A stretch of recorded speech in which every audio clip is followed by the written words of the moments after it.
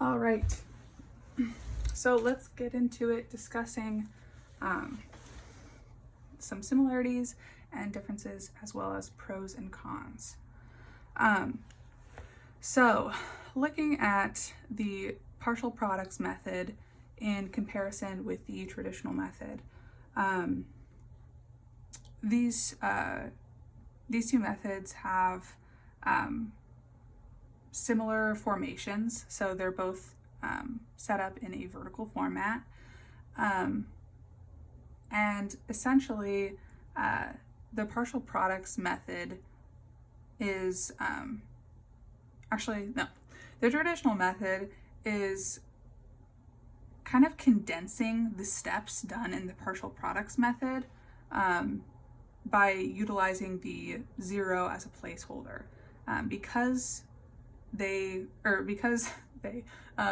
traditional method uses 0 as a placeholder, we're able to skip, instead of doing 4 times 20, 4 times 300, we're able to do just a simple 4 times 3. And we're able to set up, instead of having all of our products vertically like this, we're able to set them up this way, or horizontally instead. It's like, notice here's our 80, and we can see that by our number 8 in the tens column, representing 80. So the traditional method somewhat condenses the partial products method. And some advantages of that are, let's write out our pros and cons, like I tried to start at the beginning. So our traditional method is, for one, going to be much faster. So faster calculations.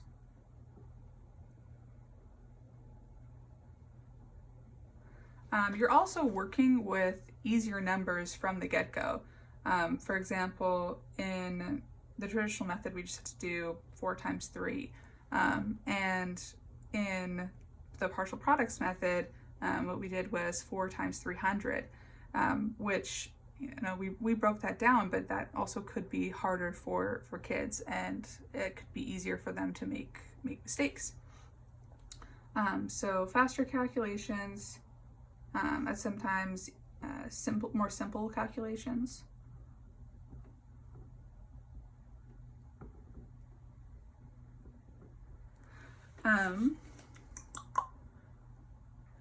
There's also a lot less writing,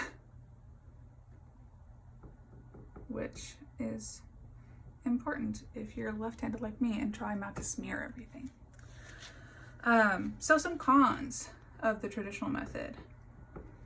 So this 0 as a placeholder can be very confusing for students, and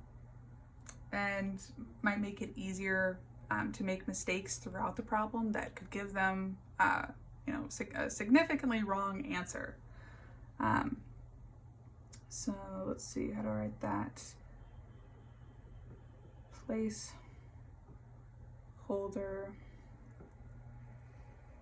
could be difficult for students.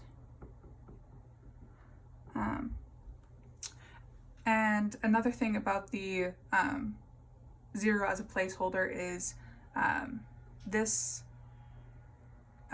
can make it more difficult to understand the significance of place values, whereas in the partial products method, we're breaking down each number by the place value. We have 300 plus 20 plus 1. We have our 3 groups of 100, our 2 groups of 10, and our 1 group of 1s. Whereas you don't see that explicitly in our traditional method, because we're doing more simple operations. For instance, we're not looking at it as 4 times 20, we're looking at it as 4 times 2. And while mathematically we know that we're doing 4 times 20, when teaching that to a student, when they're using this method, they might not automatically click that together. And that this concept of a placeholder might make it harder for students to understand the significance of place values. So looking at our area model and how this relates to these two methods. I kind of mentioned that the area model is similar to the partial products method in the sense that it's basically giving a visualization of what we're doing with all our numbers right here. We are finding, we're pairing each place value with every other place value in the other number and multiplying them and then adding together all our total products to get our answer. And that's essentially, that is what we're doing in the partial products method. And as I mentioned before, I mentioned that the traditional method is more or less a condensed version of our partial products method. And the same can be said for the area model method. We're doing relatively the same calculations, just in simpler terms and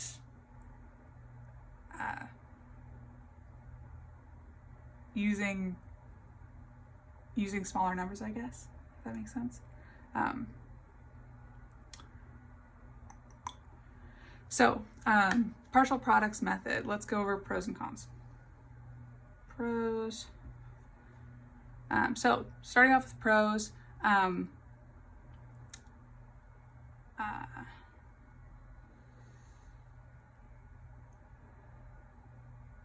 represents place value well.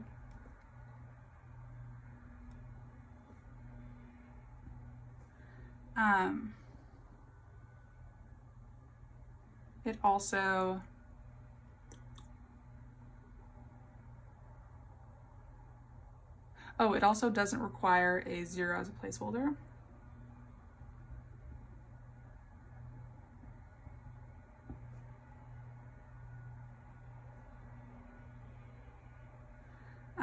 And then it also better represents the concepts of place values.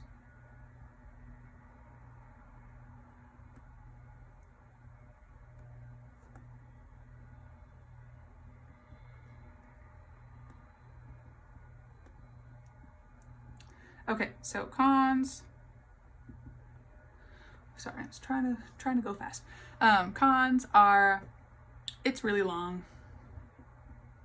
So long calculations,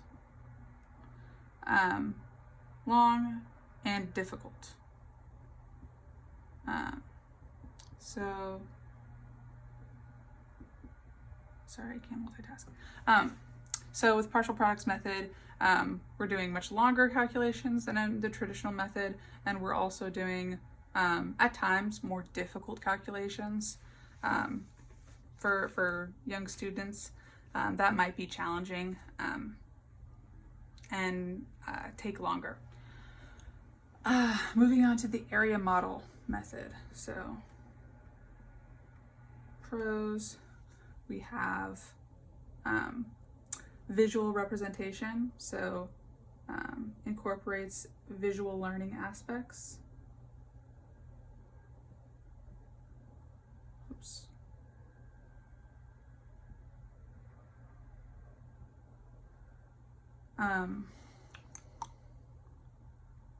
I would say that this method also does a great job of representing the concept of place value in terms of how much a number represents. For example, this isn't exactly the scale, but I try to divide my sections evenly to the size the number is. Like, talking about 300 is a larger number than 20, so the 300 section is going to be larger than my 20 section. And as a result, our products, we know that our biggest product is going to be in the biggest section. So 300 times 50, 15,000 is a significantly larger section than, say, 4 times 1, which is 4. And as I said, this isn't exactly the scale, but this is one way that this can, like, this visual aspect can help students understand the relationship between numbers, and as well as how place value can help us determine the size of a number. So visually represents number relations, I guess, and place value.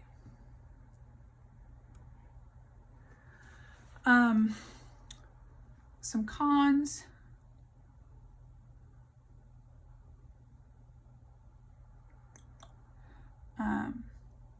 I know that I didn't draw this one out, but it kind of makes me think of the lattice method of multiplication, which kind of divides numbers in a lattice, I guess, like this, and then you have your numbers and you this isn't right, but you multiply each number in each section and put the tens over here and the ones over here, and then add them all together. But this concept of having to keep track of which number goes where can get confusing for students. Similarly, in the area model, I don't know, I could see a student like losing track and accidentally multiplying 4 times 20 and marking it in this section instead. So I guess just like losing track of where to put numbers, which could result in errors in their equation. So those are some similarities, differences, and pros and cons to each method. Next thing on the agenda is starting into multiplying fractions. So join me in the next video and we will get on that.